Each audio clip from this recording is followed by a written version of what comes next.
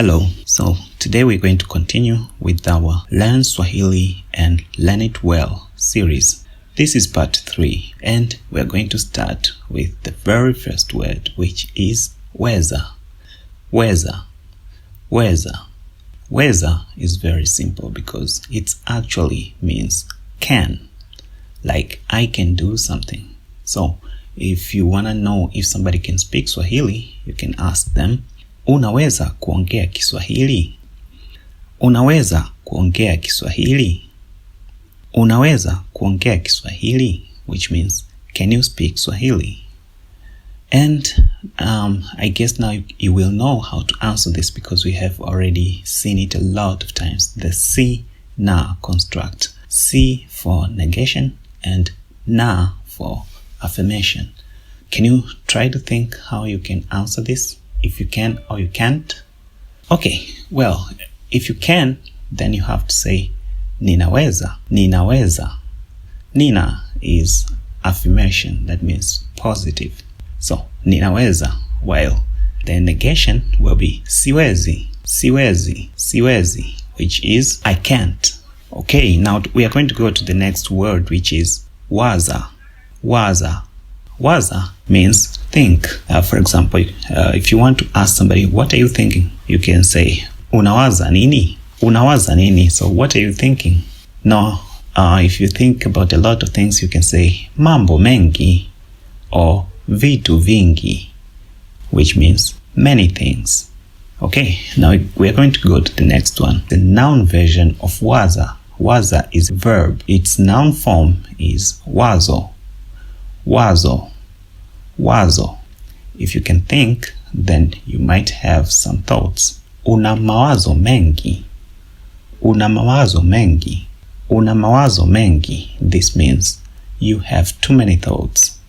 Now, if you don't have too many thoughts, you can just say awapi, which means no. Okay, next we have mengi. Mengi. So actually, mengi comes from a root word which is engi. Engi. Engi can be used to form many words, which one of them is mengi, another one is wengi. So it simply just means many. So for example, for people we use wengi, but for things, affair and other things like that, we use mengi. Watu wengi means many people, while mambo mengi, you'll be many things. Next we'll see sana. Sana. Sana. So this word is also used interchangeably with another one called mno. Mno. Okay, so both of them means very. So for example, if I say too early in Swahili, I can say mapema sana. Mapema sana. Mapema sana. And if I want to say very good, I can say nzuri sana. Nzuri sana. While if I want to say very beautiful, I'll say mzuri sana. Mzuri sana. Now this mzuri sana can also mean very handsome. The next word will be mapema. But we have already seen mapema here. It means early. Okay? Well, you can say I arrived early, which means which in Swahili will be nilifika mapema. Nilifika mapema. Okay, now can you think about any other sentence that you can make? You can pause the video now and we'll talk in a few seconds.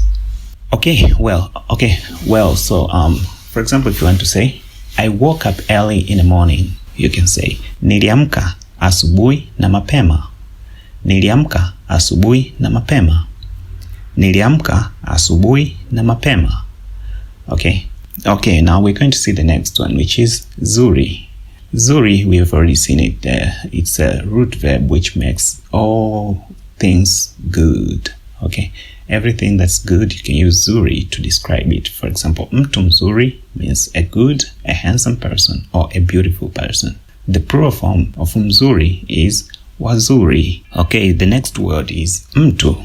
Mtu is a person. The singular form is mtu. Its plural form is watu. So if you want to say 3 people, you can say watu watatu. 3 people. Watu watatu. If you want to say 3 people went somewhere, you can say watu watatu walienda sehemu. Watu watatu walienda sehemu. Watu watatu walienda sehemu. Sehemu is like somewhere. Now we're going to see the next word, which is enda.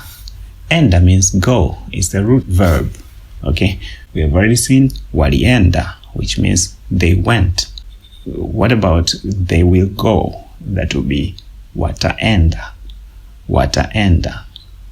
Now, if we're using for us, we went to town, for example, we'll say tulienda mjini. Tulienda mjini. Okay, now the next word is mji. And with this word, we're going to learn another word, which is jiji. Now, mji is town, while jiji is city. So, for example, we have jiji la Dar es Salaam, which is Dar es Salaam city. Also, we have jiji la Nairobi, which is Nairobi city. If you add ni at the end of both of these words, then it means in town or in city. So, for example, if you say mjini, it means in town. For example, I'm in town. It will be nipo mjini. Nipo mjini. All right, now we're going to see the next one, which is la. La. La is a group of family of words which all together means of. So we have la, we have ya. All right, so it depends on which noun class that you use, that you can use ya or la. For example, if I want to say most of the time for things, we use la, and for people and animals, we use ya. So for example, if I want to say Saidi's pen, which means the pen belongs to Saidi, I will say kalam ya Saidi. Kalamu ya Saidi. Pen is kalamu. So ya is of. Saidi is the name of the person. Okay? But if I want to say class 5, then that will be darasa la tano. Darasa la tano. Darasa la tano. Also, we can use this form to say something was made out of something. So, for example, if I say sahani ya udongo, here means ceramic plate, which means this was made by clay. Okay, so udongo here is clay. So sahani ya udongo. Okay, well, we're going to see the next one, which is sahani. Sahani we have already seen, it's a plate. Okay, so something that you put your food on it, that's a plate. So if you want to say put food on your plate in Swahili, you will say weka chakula kwenye sahani yako. Weka chakula kwenye sahani, or sahani yako if it's your plate. If it's only plate, then kwenye sahani. And also we have already seen this word kalamu. Kalamu is a pen. Pen is kalamu. Kalamu. Kalamu. So write using a pen, it will be andika kwa kutumia kalamu. Andika kwa kutumia kalamu. Okay, the next one is darasa. Darasa. Darasa. Darasa is a class, like a classroom. Okay, class and classroom both is darasa. Its plural form is madarasa. And this word can also be used to mean to learn or to teach. So for example, if you say to somebody, let me give you a lesson, in Swahili you can simply just say, wacha nikupe darasa. Wacha nikupe darasa. Next word will be kupa. Kupa. Kupa. Kupa is the root verb for give. Okay? Give. So if you give somebody something, you say ninakupa kitu. I'm giving you something. Ninakupa kitu. Ninakupa kitu. So for example, you're giving somebody money, you say ninakupa pesa. Ninakupa pesa. Ninakupa pesa. Okay? Atakupa kalamu means he or she will give you a pen. Okay? Now, this is very simple, so we're going to go to the next one, which is kopa. Kopa has two meanings. One is to borrow, the other is a heart of playing cards. Okay, so the heart on playing cards is kopa, and to borrow money or to borrow something from somebody is also kopa. Now there's a very famous proverb in Swahili which says, kukopa harusi, kulipa matanga. Kukopa harusi, kulipa matanga. Kukopa harusi, kulipa matanga. This literally it means to borrow is like a wedding, while to pay back is like mourning. Okay, so when you borrow and somebody gives you the money or something, you feel happy. It's like a wedding ceremony. While when you have to pay back, you feel sad, which is like mourning. Okay. All right, so we're going to go to the next one, which is harusi. Harusi is a marriage ceremony. Okay, so we have already seen previous word, the proverb there. Kukopa harusi, kulipa matanga. Okay, if you want to ask somebody when is your wedding, you can also say harusi yako ni lini? Harusi yako ni lini? Okay, well, we're going to go to the next one, which is lipa. We have already seen this. Lipa means pay or pay back. Okay, so when you go to buy something, you have to pay for it. So unatakiwa kulipa. Ukinunua kitu, unatakiwa kulipa hela. Ukinunua kitu, unatakiwa kulipa hela. When you buy something, you have to pay money. Okay? Now, if you want to ask somebody if they have already paid, you can simply just say, umeshalipa? Umeshalipa? Umeshalipa? Which means, have you paid? Now, if they have already paid, they can say, nimelipa. Nimelipa. Nimelipa, which means, I have paid. Now we're going to go to the next one, which is shilingi. Shilingi is simply just shilling. It is a monetary unit used in Tanzania, Kenya, and Uganda, and some other countries. So if you want to ask how much is this, in Swahili you can simply just say, hii ni shilingi ngapi? Hii ni shilingi ngapi? Hii ni shilingi ngapi? Okay, now if it's 700 shillings, say, hiyo ni shilingi 700. Hiyo ni shilingi 700. Now, if you don't know numbers in Swahili, you can go back. I have a very comprehensive video about numbers Swahili, and also we can also go to the Swahili basics. There are two of these which you can learn numbers from 1 up to 1 billion. Okay, now we know the currency used in Swahili in most of the Swahili places. Now we need to know how to ask how much. So the next word is ngapi. Ngapi. Ngapi. Ngapi means how many or how much. Okay, so for example, if you want to ask how many people, you can say watu wangapi. Watu wangapi, which means how many people. Now, how much does it cost? Then you say shilingi ngapi. Shilingi ngapi.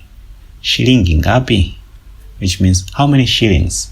Okay, well, so this is simple enough. We're going to go to the next one, which is karatasi.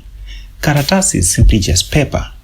Okay, so pesa ya karatasi is a note, a bank note. Okay, pesa ya karatasi. Pesa ya karatasi. Okay, so in money we have the coins and paper. So for paper is karatasi, pesa ya karatasi, while for coins in Swahili it is sarafu, sarafu, sarafu. So pesa ya karatasi and pesa ya sarafu. Sarafu is a coin. All right, now how about if you want to count? To count in Swahili is hesabu, hesabu, hesabu. But hesabu also has another meaning, which is the subject, mathematics. Okay, so mathematics in Swahili is also hesabu. All right, now if you want somebody to help you count the money, you will say nisaidie kuhesabu pesa. Nisaidie kuhesabu pesa, which means help me count the money. And this leads us to the next word, which is saidia. Saidia, as we have already seen, is help. So, kuna jambo naomba unisaidie. Kuna jambo naomba unisaidie. Kuna jambo naomba unisaidie. This means there is something I need you to help me with. Okay? Kuna jambo means there is something. Naomba, it means I need you to unisaidie, to help me. Okay? Well, so and this leads us to the last of the words for today, which is omba, and we have already seen this, which means I need you to, I beg you to, I plead you to. Omba also means pray, like pray to God. Okay, so now naomba ruhusa niende nyumbani. Naomba ruhusa niende nyumbani. Naomba ruhusa niende nyumbani. This means I beg a permission to go home. Naomba, I beg. Ruhusa, a permission. Niende, to go. Nyumbani, home. Okay, so that's it for today. Now, like I said before, the more we go with this series, we'll be going more faster and we'll add more words for session. So if you think it's too fast, please, you can slow down the video and follow, or you can pause some places and see if you can understand. Because we have already covered a lot of words, and a lot of these words we have already covered them, so I think if we go faster, you will also learn faster and practice also your listening skills and other things. Okay, well, if you think the speed is too fast, you can let me know so I can slow down on the next sessions. All right, I'll see you next time. Bye bye.